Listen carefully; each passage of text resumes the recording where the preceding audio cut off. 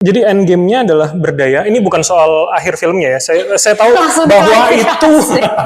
bahwa itu tidak akan kalian jelaskan. Saya paham itu. Bener. Antagonis dia bukan, tapi antara karena namanya Oka. Oka antara.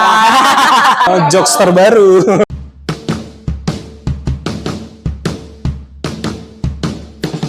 Selamat datang di Broscast. Bram Reza Rifung. Ngobrol santai di Podcast. Yeay!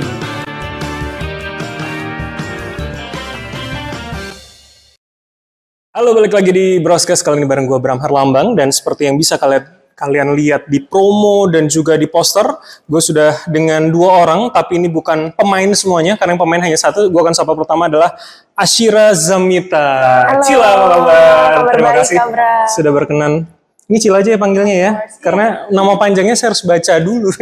Ashira Zamita ya. Nggak apa-apa. Cila itu nama panggilan sayang dari teman-teman. Oh, dan pasti udah banyak yang tahu dong ya, teman-teman penonton film gitu loh. Dan yang kedua, selain pemain, kita juga menghadirkan penulis filmnya yang tulisannya dar-der-dor, banyak banget filmnya tahun ini. Itu siapa lagi kalau bukan Mbak Lele Laila. Halo. Boleh dong tepuk tangan teman-teman, jangan cuma ngerekam dong, biar rame gitu loh vibes-nya.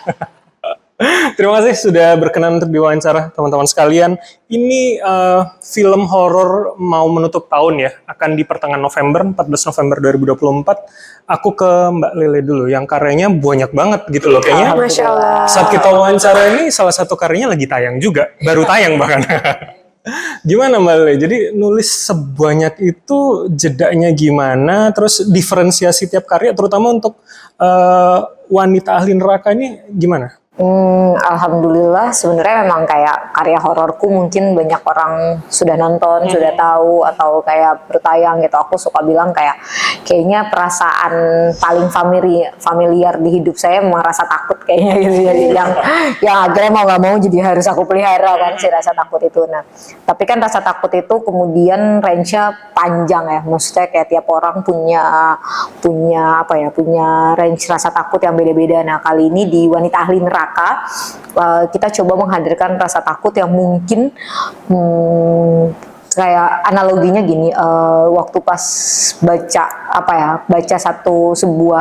sebuah tulisan bahwa katanya lebih banyak perempuan di neraka dibandingkan laki-laki, terus kemudian aku membayangkan karena kufur sama suami, bagaimana kalau ada seorang perempuan dan aku sendiri perempuan gitu, kemudian terjebak dalam sebuah pernikahan yang membuat dia seperti di neraka. Nah, kayaknya gimana caranya akhirnya terus menghadirkan rasa takut itu, aku membayangkan di posisi si karakternya sih. Oke, berarti artinya premisnya ketika dengan idiom bahwa kalau tidak mau masuk neraka harus patuh, bahwa itu akan di situ nanti permainan konflik. Ya, ada permainan konflik. Apakah kemudian pernikahan ini adalah jalan surganya atau jangan-jangan justru membuat dia bertemu dengan nerakanya gitu. Oh, neraka versi dunia ya. Neraka versi dunia. Oke, Mbak boleh dijelaskan nggak? Kan akhirnya dengan judul Wanita Ahli Neraka, orang tuh banyak menangkap bahwa yang ahli neraka adalah wanitanya. Memang begitukah atau seperti apa sebetulnya? Sebenarnya nanti pasti menarik ketika ditonton. Ini maksudnya nggak spoiler tapi ya jawab dikit lah gitu loh. Udah kayak pengen jawab. Udah takut ya, udah takut. Kemarin memang Mbak, setiap aku promo tuh kayak, ini maksudnya azab apa gimana? Ini harus dijelaskan sama penulisnya. Itu kan kemudian azab ya. Tapi sebenarnya kita bermain idiom. Sebenarnya di sini aku memainkan idiom bahwa ahli di dalam agama tuh ahlul kan, itu penghuni. Tapi ahli di idiom lain kan artinya jagoan. Maksudnya ahli terhadap sesuatu gitu kan. Jadi apakah dia adalah calon penghuni neraka atau justru dia akan menjadi jagoan mengalahkan nerakanya? Jadi ya apakah filosofis ya. sebenarnya filosofis banget, maksudnya kayak pada akhirnya aku ngerasa si genre horor makin lama makin mengenali si genre ini tuh rasanya bisa jadi teman aku untuk bicara banyak hal. Nah, salah satunya di Wanita Ahli Neraka ini kita bicara tentang bagaimana perempuan itu bisa berdaya kok, dan bagaimana sebenarnya Islam tuh sangat menyayangi perempuan kok gitu. Maksudnya tidak kemudian serta-merta bahwa Harus tunduk. Iya, harus tunduk itu enggak kok. Agama Islam tuh sangat menghormati perempuan gitu, bahwa Allah suka sekali sama orang-orang yang melawan kebatilan gitu, yang melawan dan berdaya. Oke, stop, jangan kejauhan dulu. Kita nanya ke Cila dulu. Nah, ini makanya takutnya nanti terlalu jauh ya. Enggak, itu saya tanya tapi nanti.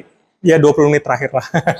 Saya ke Cila dulu kalau gitu. Iya, Jadi boleh. Cila dengan peran apa dan seberapa kontribusi sih peranmu dalam konflik yang udah diceritain Mbak Lele tadi? Oke, sebenarnya di sini peran aku itu sebagai Dina namanya, dan Dina itu adalah seorang santriwati juga yang dia ada di satu pesantren yang sama dengan Mbak Farah. Karakter utama ya? Iya, Kak Febri Astanti pemeran utamanya. Sebenarnya di sini menarik banget karena ini pertama kali aku jadi anak pesantren dan berperan pakai hijab gitu, dan cuman di sini menarik banget karena memang si Farah sama Dina itu dia sebenarnya bukan saudara kandung. Cuman ternyata di sini Mbak Lele juga mau ngangkat tentang ada tema persaudaraan dan girlhood. Aku sih nangkap banget ya ada girlhood itu gitu. Ada emansipasi wanita di situ.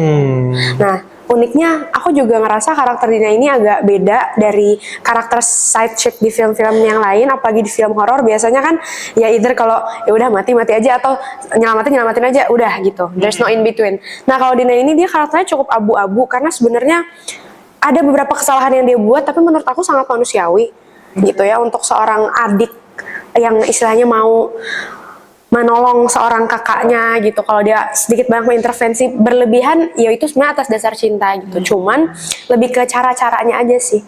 Yang akhirnya karakter Dina ini kan kayak sudut pandangnya netizen sebenarnya. Kayak kacamata penonton. Om Echa sutradaranya tuh selalu bilang kayak Dina tuh ibarat kata semua perkataan, perbuatan yang Dina lakukan itu adalah ibarat kalau penonton lagi nonton nih, lu kayaknya samperin dia deh, lu Harusnya begini ya, harusnya gitu ya. sampaikan itu kepada Farah dan kepada Umi segala. Tapi itu in good way atau bad way? Kita tonton aja. Maksudnya mengingatkan atau yang menyinyirkan, ada netizen yang kadang harusnya gini, tapi kan maksudnya bukan membangun. Enggak, sebenarnya si Dina ini protagonis. Cuman ini juga menarik buat dibahas karena Dina sama Farah ini dua-duanya sama-sama tinggal di pesantren yang sangat konservatif ya Mbak ya, kayak lumayan di daerah lah gitu. Bahkan pakaian kita pun bener-bener kayak baju kurung gitu. Tapi Dina sama Farah memiliki mindset yang sangat berbeda mengenai emansipasi wanita, mengenai dunia luar. Dina ini lebih cultured lah, dia tuh lebih modern, berpikirnya lebih maju. Lebih moderat ya? Lebih moderat dia tuh gitu. Nah di sini akhirnya jadi lumayan ada clash nih. Farah tuh berpikirnya sangat-sangat konservatif yang dia merasa, oh gue harus ngejar surga dengan cara ini.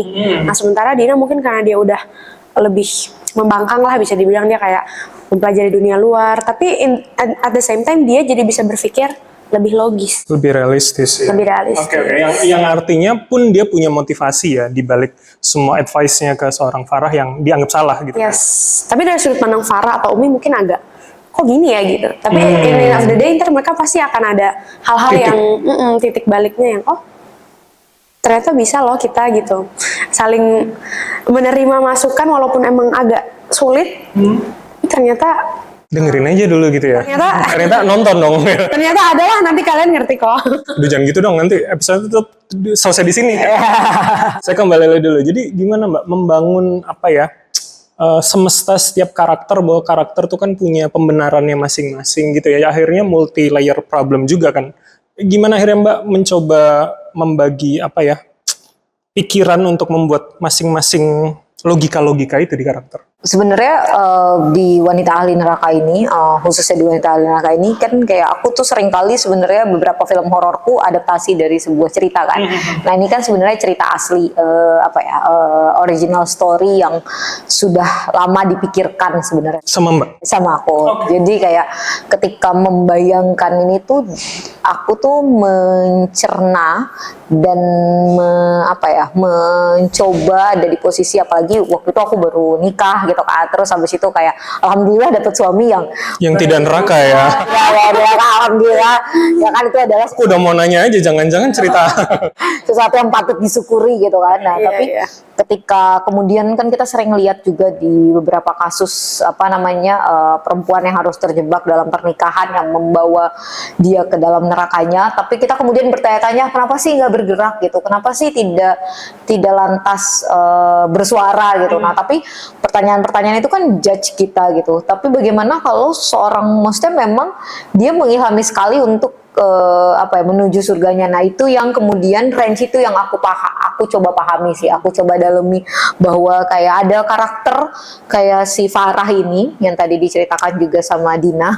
Diceritakan sama Dina, ada karakter si Farah ini yang kemudian di dalam ketakutannya dia adalah bukan cuma tentang ketakutan horor ya, tapi ada ketakutan ideologi yang sudah disimpan sama dia. Nah, ketika ketakutan itu masuk ke dalam ranah pernikahan, kita kemudian memainkan ketakutan horor tuh lebih mudah sebenarnya, karena karakternya udah punya layer nih gitu, udah punya layer pemikiran, dan sebenarnya manusia tuh kayak gitu. Kenapa kita bisa takut sama sesuatu sih? Sebenarnya kita tuh punya layer-layer ke belakangnya. Nah, itu yang akhirnya coba aku pahami di sini dan coba bangun di Wanita Ahli Neraka itu. Jadi kayak pada akhirnya ini bukan cuma tentang neraka yang jump scare horor ya, walaupun bakal tetap ada karena nggak mungkin gak ada jump scare ya kan. Tapi abis itu karena harus takut gitu kan, dan memang kayak tanpa kita bilang bahwa harus takut, coba aja dibayangkan ada perempuan yang sangat takut sama.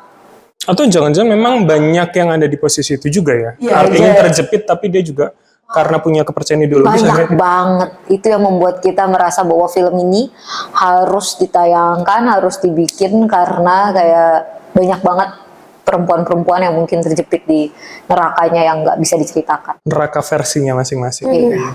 Nah, kalau bicara kayak gitu, porsinya kan seberapa gede, Mbak? Mbak sebagai penulis untuk meletakkan horor dan jump scare-nya ketimbang soal ketakutan dan kengerian yang memang ada di sekitar kita itu. Aku percaya horor sama jump scare tuh tidak perlu merusak si karakternya. Bagaimana karakter kemudian punya rasa takut. Belief itu ya. Itu tuh part of bagian dari memunculkan rasa takutnya dia gitu. Jadi kayak kalau misalnya jump scare atau horornya tidak dimasukin, kita tuh meraba-raba jadinya sih, takutnya nih sama apa sih gitu. Tapi kan kayak kalau kita nonton film horor, kita juga sadar bahwa penontonnya tuh mau nyari sensasi rasa takut ya, adrenalin ketakutan itu kan. Jadi menurut aku itu tuh bisa berbarengan gitu. Jadi kayak sebenarnya apa sih yang misalnya kayak Farah tuh takut sekali kayak harus bergunjing, misalnya menggunjingkan aib suaminya. Ini contoh aja ya, kayak dia takut sekali menggunjingkan aib suaminya. Oh, jangan-jangan ketika nanti dia menggunjingkan, dia kemudian kita langsung lihat bahwa ada sesuatu yang terjadi sama dia ya. Nanti akan dilihat sama Dina gitu. Ketika kalau Terjadi langsung, itu terjadi emang. Di filmnya tergambarkan. jadi kayak, karena menurut aku rasa takut tuh kalau nggak tergambarkan dia tidak akan terdeliver kan. Iya. Ya, dia tuh harus tergambarkan gitu. Maksudnya apalagi kan film kan bahasa visual kan. Jadi kayak harus tervisualisasikan. Nah, gimana karakter Dina menerjemahkan yang dimaksudkan Mbak Lela tadi? Artinya message itu kan kalian ujung tombaknya dong, kalian yang dilihat penonton untuk visual itu. Iya. Sebenarnya mungkin karena 90% si elemen takut itu ada di Mbak Farah. Jadi di sini aku agak lebih lebih nggak sesulit itu sebenarnya buat benar-benar mendalami si perasaan takut itu. Cuman justru ada satu hal yang menurut aku agak beda yang ada di film Wanita Ahli Neraka, yaitu di sini ada banyak sekali empati sih. Empati itu kayak banjir banget dari mana-mana, dari semua karakternya gitu, dan ternyata rasa empati dengan rasa takut itu lumayan dekat gitu. Mepet gitu. Kenapa kamu bilang dekat? Dekat soalnya aku ngerasanya di setiap kali ada perasaan takut dari Farah, dari orang di luarnya dia ada empati. Oke. Jadi kayak ketika dia takut pasti muncul kita yang ingin menolong dia gitu. Terus akhirnya jadi muncul juga rasa takut dari kita. Cuman takutnya ini beda. Umi takut karena takutnya Farah gimana, aku takutnya Mbak Farah gimana. Farahnya takut sama Allah dan takut sama sesuatu di rumahnya aneh-aneh juga gitu. Dan mungkin yang bikin unik juga karena ini kan sebenarnya horor ya, film horor, tapi unsur-unsur gaibnya itu menurut aku sangat make sense, Mbak. Kayak ini sangat make sense untuk terjadi di dunia nyata karena motif si villainnya itu untuk akhirnya datang gitu, itu juga kuat banget dan banyak sekali terjadi di Indonesia. Villainnya itu manusia. Ya. Ya, lihat-lihatan. Pokoknya nanti ada lah, jadi dia kayak agak sebenarnya agak-agak psikologi nggak sih? Iya, agak mainin psikologinya karena pemikiran itu sih. Karena maksudnya karakter sebenarnya, karena menurut aku sebenarnya film horor tuh psikologi gitu. Oh, iya, Karena iya, kayak betul. Dia punya pemikiran sesuatu gitu kan yang Betul. membuat akhirnya munculin si rasa Cuma kan takut itu. beda pasti ya kalau misalnya kita Ya. kita uji nyali misalkan. Ya, beda sama Oh, ini uji nyali. bukan. Tapi kan ketakutan pada horor itu akan tergantung pada apa ya, referensi dari setiap orang gitu kan. Nah itu yang coba dimainkan atau gimana? Ini karena ini kita berselimut, maksudnya kayak karakternya di dalam dunia pernikahan, di dalam dunia rumah tangga gitu, maksudnya di dalam dunia rumah tangga, di dalam dunia bersosialisasi di apa namanya bersama adiknya di pesantren, terus habis itu sosialisasi keagamaan gitu. Jadi akhirnya selimutnya tuh nggak jauh-jauh dari sana gitu, maksudnya kayak batasan ruangnya kan sebenarnya permainan ruangnya nggak akan jauh-jauh dari sana gitu. Jadi kayak buat kalian yang misalnya membayangkan rumah tangga tuh nggak semenyeramkan itu, kecuali menikah sama orang yang salah. Setuju. Marriage is scary. Iya, lagi rame tuh. Kan ada if ya nih. Nah, jadi kalau sekarang lagi rame marriage is scary, kita membuktikan apakah beneran scary atau Karena enggak. seumur hidup tuh panjang loh. Langsung gitu. Kemarin promo Kak Feby kan, Wanita Ahli Neraka ini kayak sebagai representasi bahwa marriage is scary, beneran scary. Beneran ada scary-scary-nya. Tapi jika menikah dengan orang yang Ini tidak tepat, gitu. Tapi tidak semua orang yang salah akhirnya mendatangkan scary-scary yang beneran kan? Itu tergantung ininya, kayak jalan-jalan lebih serem loh. Karena manusia bisa lebih serem Bisa daripada lebih serem hantu. loh. Oh iya benar. Apalagi kalau ada manusia ada hantunya. Makanya nonton nanti ya. Iya, untuk menjawab sebetulnya apa yang sebenarnya terjadi. Iya. Dan siapa villainnya. Oke. Aku ke Mbak Lele lagi. Jadi Mbak, aku tuh langsung mengingat soal, ya kan kita Muslim juga tahu soal bagaimana istri Fir'aun juga ada yang masuk ke surga, terus kemudian istri Nabi Nuh, walaupun istri seorang nabi, tapi juga ke neraka karena dia tidak taat. Apa yang mau Mbak terjemahkan ke dalam film ini dari dua itu? Sebenarnya itu ada satu dialognya dari Dina ya. Bocorin. Sebenarnya kakak research dulu ya. Tadi nanya dulu ke sutradaranya. Kok tahu? Si ada tuh di online yang begitu. Soalnya ada kayak dialog dari Dina ya, Soal ada Firaun. soal istri Firaun gitu bahwa Oh itu ada tapi di filmnya di Ada. Bahkan kita membring up satu ayat surat At-Tahrim ayat 11. Oke. hafal di aku juga lupa. Karena banyak banget di take berulang-ulang.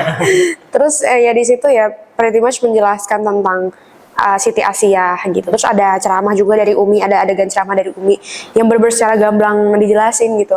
Kemarin juga ada yang menarik sih Mbak, dibilang katanya ini pesan-pesannya disampaikannya secara gamblang ya. Terus akhirnya aku bilang ya soalnya kalau kita mau bawa pesan moral tentang agama, I think kita nggak bisa terlalu Iya. Jadi ngawang kayak- karena takutnya salah iya. tafsir. karena justru kenapa ada wanita ahli neraka ini karena banyak banyak hadis yang dipotong di sosial media tentang wanita ahli neraka gitu. Itu yang membuat aku kayak Wah, artinya film ini Sih ya jadi. apa wanita ahli neraka versi film ini atau yang si lain? backstory kenapa aku bikin ini. Oh, I Jadi see. kayak Oke. banyak orang yang memotong bahwa hanya sampai di percakapan kalau ada banyak wanita di dalam neraka gitu, terus karena kekufuran sama suaminya.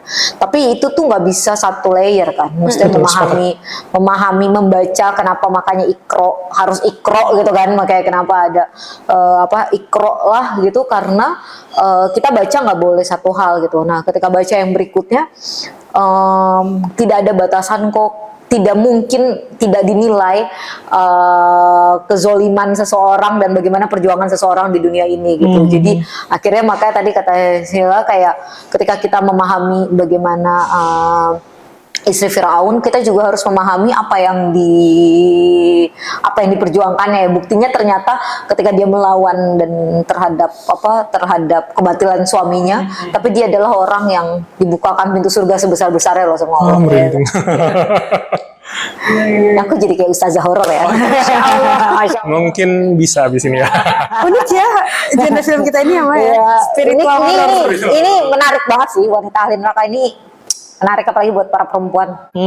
Tapi gimana akhirnya menyampaikan message itu tanpa kesan menggurui? Tanpa maksudnya orang akhirnya merasa dijejali terlalu berat message itu, Mbak? Karena kita dibawa memahami dan melihat karakternya bergerak.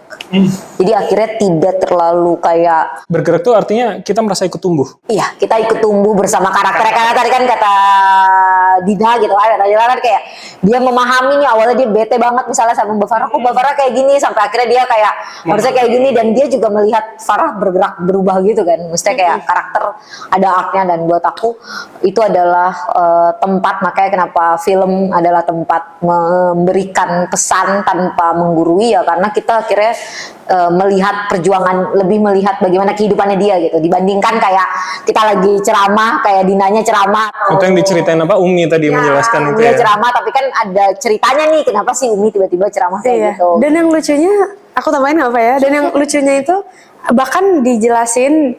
Jadi di sini tuh benar-benar apa ya?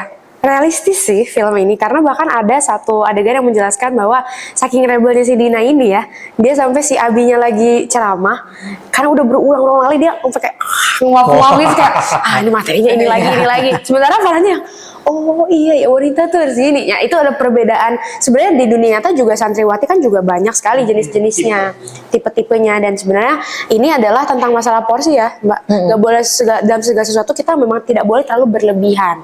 Kayak even dalam menyerap ilmu agama pun tetap harus, ya itu tadi kita baca benar-benar, jangan hanya karena ada satu doktrin pokoknya A adalah A. Sementara kan Islam itu selalu kontekstual sebenarnya. Iya, apa sangat bisa disesuaikan dengan setiap zamannya gitu loh. Dan juga dengan kondisi masing-masing. Nah, kamu tadi bilang soal berlebihan. Ini Farah dan Dina versimu ya dalam yang kamu lakukan itu memang seakan-akan dibagi ekstrim gitu ya.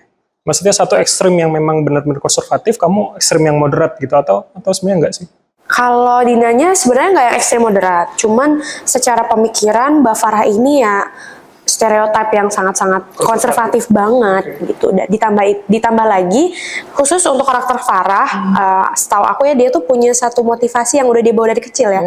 Jadi ada satu motivasi yang udah dia bawa dari kecil mengenai pernikahan, mengenai keluarga. She has that idea of marriage dan surga. Jadi dua hal itu, keluarga dan surga, itu drive dia yang benar-benar di luar dari memang dia orang yang religius ya. Drive dia yang benar-benar bikin dia akhirnya memperjuangkan sampai mati-matian. Nah, sementara Dina kan mungkin tidak berada di posisinya Farah, nggak punya ideologi itu. Ditambah lagi Dina udah lebih terpapar sama globalisasi, sama entertainment. Jadi dia mungkin kayak feminism dia udah ngerti dikit-dikit. Kalau Farah tuh yang nggak mau, kayak gak mau gue nggak ada gitu-gitu gitu. Oh, oke. Nah, gimana Mbak membangun relevansi itu? Artinya ya kalau Mbak bilang, maksudnya gini kan tidak menggurui ke penonton iya, tapi akan timbul nggak misalkan atau penonton akan nangkap ada superioritas antara dua kutub ini tadi, antara pandangan Dina dan Farah tadi? Sebenarnya justru kedua kutub itu muncul karena secara realnya di dunia nyatanya itu tuh masih hidup berdampingan gitu. Maksudnya kayak kenapa ada sebuah pergerakan, karena ada sesuatu yang membuat kita ada pergerakan ya kan. Jadi kayak pada akhirnya kenapa sengaja aku menghadirkan karakter macam Dina, karena rasanya kok lucu sekali kalau karakternya hanya Farah saja gitu kan ibaratnya. Tapi kenapa ada karakter kayak Dina, karena ada karakter kayak Farah gitu, dan itu tuh Sebab akibat. ya itu sebab akibat gitu, dan kita sering sekali menangkap itu di setiap di kehidupan kita sehari-hari gitu. Dan buat aku itu dekat sekali sama kayak misalnya aku mungkin adalah kalau ditanya Mbak Lele Dinanya atau Farahnya gitu, mungkin aku kayak Aku udah curiga nih, Dinanya pasti. kenapa aku bikin film ini kan aku Dinanya. Jadi kayak Enggak, pertanyaannya tinggal nyari Farahnya siapa versi Mbak Lela. Aduh, apa jangan-jangan ada inspirasi di dunia nyata Iya. dari Mbak Lele gitu? inspirasi dunia nyata. Oh iya? Oh bener ada yang kayak Farah Mbak? Pernah ketemu orang kayak Farah? Waduh. Teman dekat langsung. Si pengen tahu gue. Iya, circle dekat. Itu yang membuat aku kayaknya aku harus bergerak nih tanpa menggurui ya, maksudnya dan mencoba memahami bahwa kayak coba deh Le, kalau lo juga di posisi itu gitu, maksudnya kayak punya pemikiran yang mungkin sama gitu, dan seringkali kan kita kemudian melihat dan akhir-akhir ini tuh sering banget ya sih kayak kasus kekerasan dalam rumah tangga. Aduh, iya benar. Kasus penzoliman di pernikahan gitu kan, yang bikin kita miris gitu. Dan ketika kita baca tuh perdebatan antara versi Farah dan versi Dina itu bahkan bukan cuman di korban ya, tapi di komen. Jadi kayak misalnya ada satu berita gitu, Judgingnya banyak banget ya. Judging bahwa harusnya lo nggak ngelawan, itu kan aib suami misalnya, atau harusnya ini nggak boleh dikeluarkan gitu. Tapi ada yang kayak ini nah itu tuh masih jadi perdebatan. Dan di sini kita coba memahami sebenarnya ketika ada di posisi ini dengan berbagai sudut pandang ya. Ada sudut pandang orang tua, sudut pandang adiknya, sudut pandang masyarakat, dan sudut pandang diri kita sendiri. Dan kemudian kita memahami bagaimana pemahaman terhadap si masalah ini. Dan harusnya melakukan apa sih gitu. Dan di sini pada akhirnya sebenarnya ujungnya adalah bahwa kita bisa berdaya para perempuan ini. Oke, jadi end game-nya adalah berdaya. Ini bukan soal akhir filmnya ya. Saya tahu bahwa itu tidak akan kalian jelaskan. Saya paham itu. Terima kasih sudah mengerti ya Kak. Cuman maksudku adalah end game-nya, apakah Mbak mau menggambarkan dua tipe tadi akan bisa hidup berdampingan, atau kemudian ya mana yang lebih baik aja sebetulnya?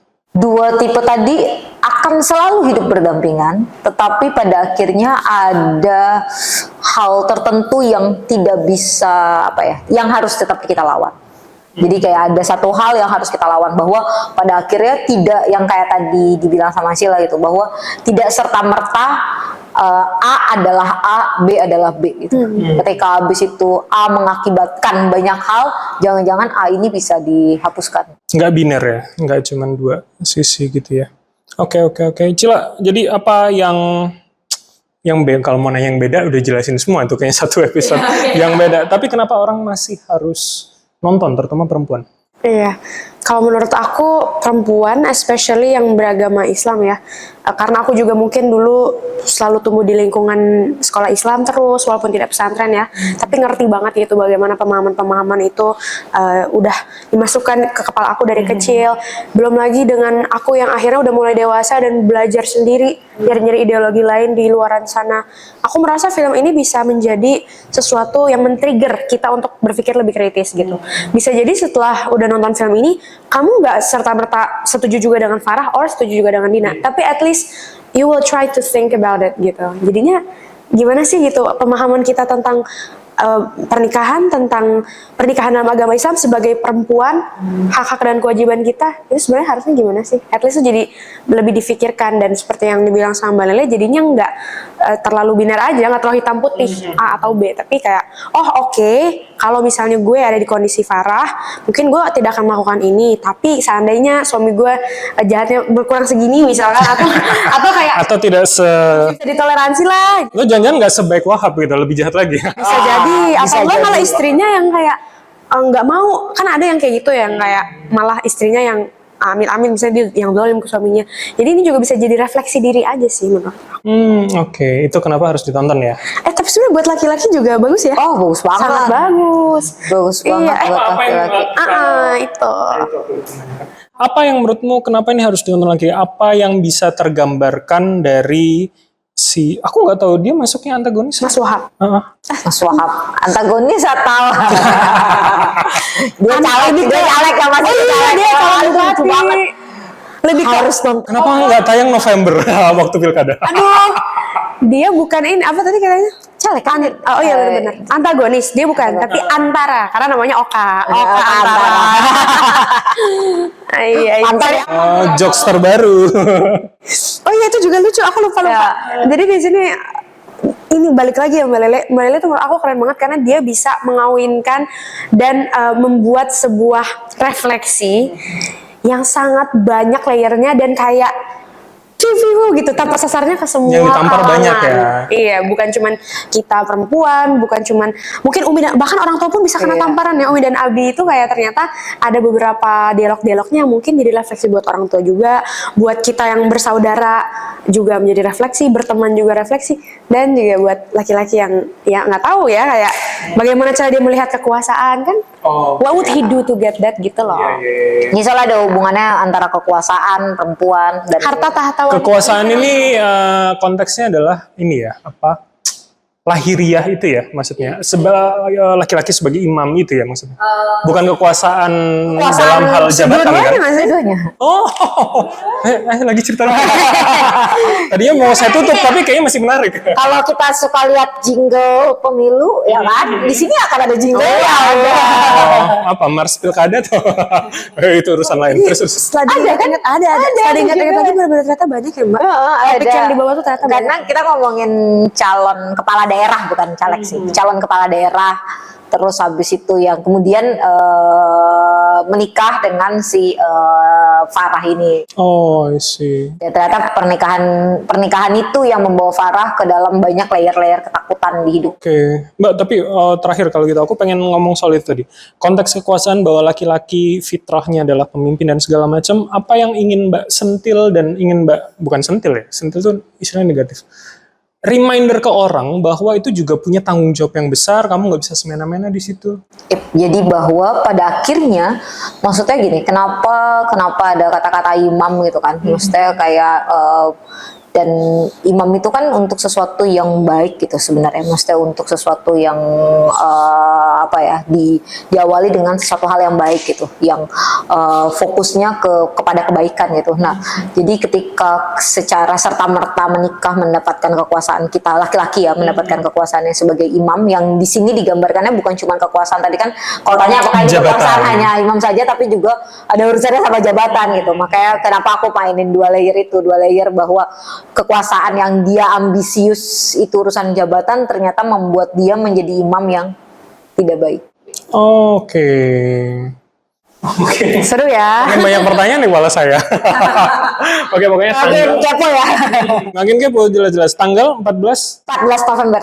2024. Sekali lagi terima kasih Cila, terima kasih Mbak Lele udah ngobrol banyak, akan ditunggu dan juga tentu harapannya ketika nanti teman-teman sudah nonton bisa ada komentar feedback, mohon dijawab di ininya ya, penjelasan-penjelasan di sosmed terutama. Semoga juga yang nonton banyak ya. Iya, amin, kita doakan bersama. Banyak yang bergerak. Amin dan tersadarkan.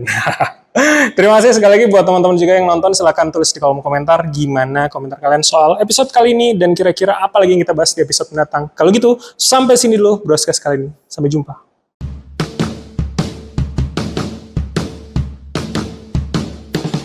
Selamat datang di Broscast. Bram Reza Rifung Ngobrol santai di di podcast. Yeay!